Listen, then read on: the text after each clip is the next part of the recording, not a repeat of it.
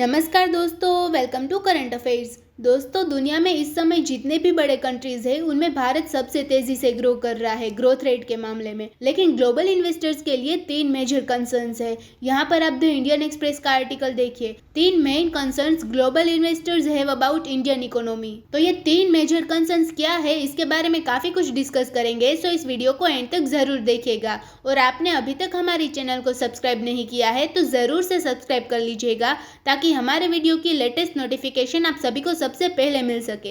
Indian economy को लेकर 2023 में काफी चर्चा हुई है, क्योंकि भारत की जीडीपी ग्रोथ रेट ने सबको सरप्राइज कर दिया है। रेस्ट ऑफ द वर्ल्ड की तुलना में भारत के परफॉर्मेंस ने इसे और भी अधिक विशिष्ट बना दिया है, क्योंकि एक ऐसे टाइम में जब लगभग पूरा विकसित विश्व रिसेशन से बचने के लिए स्ट्रगल कर रहा था, ऐसे टाइम में भारत 7% के साथ ग्रो कर रहा है। आप यहाँ पर global real GDP growth rate देखिए। पहले भारत का ग्लोबल जीडीपी में इतना कंट्रीब्यूशन नहीं था, लेकिन पिछले 3-4 साल का देखें, 2022-23 का देखें, तो हर क्वार्टर में भारत ने मेजर कंट्रीब्यूशन दिया है ग्लोबल रियल जीडीपी में। यहाँ पर जो टोटल ग्रोथ है उसमें कितना परसेंट शेयर है उसकी बात कर रहे हैं। 16-17% है। टोटल जीडीपी में भारत का कंट्रीब्यूशन अभी थोड़ा कम है, क्योंकि यूएस चाइना अभी भारत से ज्यादा कंट्रीब्यूट करते हैं। लेकिन ग्रोथ जो हो रही है उस टर्म में भारत सबसे ज्यादा कंट्रीब्यूशन कर रहा है। 2023 से पहले चाइना ग्लोबल इन्वेस्टर्स का अटेंशन अपने कंट्री की ओर खींचता था, लेकिन कोविड-19 के बाद से इकोनॉमिक स्लोडाउन में फंस गया और ग्लोबल इन्वेस्टर्स वहां से डाइवर्सिफाई करने की कोशिश कर रहे हैं। मेक्सिको और वियतनाम जैसे कॉन्टिनेंट्स भी सब्स्टिट्यूट के तौर पर आए थे, लेकिन जो यूनिक एडवांटेज भारत के पास है वो कहीं और पर नहीं मिलेगा। जितने भी दुनिया में ग्लोबल इन्वेस्टर्स है, अगर उसे चाइना का सब्स्टिट्यूट देखना है तो इस समय सिर्फ भारत हो सकता है। और भारत का एट्रैक्टिवनेस सिर्फ ये नहीं है कि ये एक प्रोडक्शन बेस साबित हो सके, बट ये भी हो सकता है कि भारत एक मैसिव डोमेस्टिक मार्केट बन सके। चाइना तो ग्रोथ के मामले में भारत से आगे है ही, लेकिन भारत भी यंग पॉपुलेशन और पर कैपिटा इनकम 5-6 गुना बढ़ाने के साथ ग्लोबल ग्रोथ का नेक्स्ट इंजन हो सकता है। अगर ग्लोबल इन्वेस्टर्स को कन्विंस करना है भारत में लॉन्ग टाइम इन्वेस्ट करने के लिए, तो भारत को बहुत ज्यादा फंड रिसीव हो सकता है। लेकिन इंडियन इकोनॉमी में सबसे ज्यादा एक फैक्टर ऑफ प्रोडक्शन की कमी है, तो वो है कैपिटल। और ग्लोबल इन्वेस्टर्स वो कैपिटल की कमी पूरी कर सकते हैं। लेकिन फॉरेन इन्वेस्टर्स को तीन मेजर कंसर्न्स है। मॉर्गन स्टैनली के इकोनॉमिस्ट ने हाल ही में एक रिसर्च नोट दिया,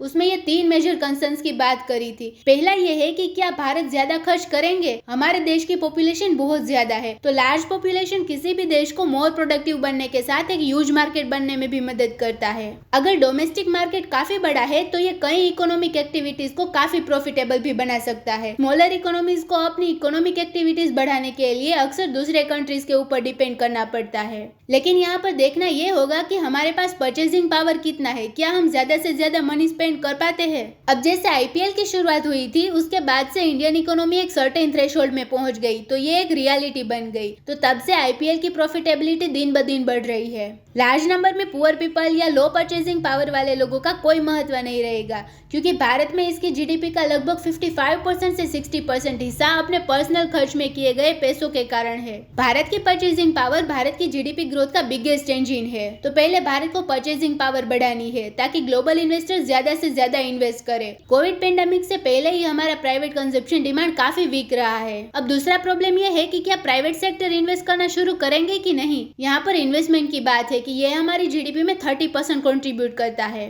तो ये पैसा जो कोई बिजनेसेस या गवर्नमेंट प्रोडक्टिव कैपेसिटी बढ़ाने के लिए स्पेंड करती है, जैसे कि कोई बिल्डिंग, फैक्ट्री, पूल या एम्प्लॉइज के लिए कंप्यूटर्स, तो इसे इन्वेस्टमेंट कहा जाता है और इसे जीएफसीएफ भी कहा जाता है, ग्रॉस फिक्स्ड कैपिटल फॉर्मेशन। यहाँ पर सेंट्रल गवर्नमेंट का कैपिटल एक्सपेंडिचर काफी हद तक बढ़ा है, 3% ऑफ जीडीपी। और 19 ऐसे स्टेट है हमारे देश में जो ज्यादा तेजी से ग्रो कर रहे हैं। तो यहाँ पर गवर्नमेंट तो एक्सपेंडिचर कर रही है, लेकिन साथ ही प्राइवेट सेक्टर को भी बिजनेसेस में इन्वेस्ट करना होगा। तो जब तक डोमेस्टिक कंज्यूमर डिमांड नहीं आएगी, तब तक बिजनेसेस इन्वेस्ट करना जारी नहीं रखेंगे। अब तीसरा कंसर्न ये है कि क्या आरबीआई रेपो रेट कट करेगा या नहीं, क्योंकि लेटेस्ट पॉलिसी डॉक्यूमेंट में कहा गया है कि आरबीआई हॉकिश पॉलिसी अपना रहा है, मतलब कि वो इन्फ्लेशन को कंट्रोल करने में ज्यादा लगा हुआ है, ग्रोथ बूस्टिंग करने के बजाय। जब इंटरेस्ट रेट लो होता है तो ये बिजनेसेस को बैंकों से पैसे उधार लेने या नए एसेट बनाने के लिए प्रोत्साहित करता है। तो ये तीन मेजर कंसर्न्स है। लेकिन कुछ रिपोर्ट के अनुसार लगता है कि आरबीआई रेपो रेट में कटौती करेगा।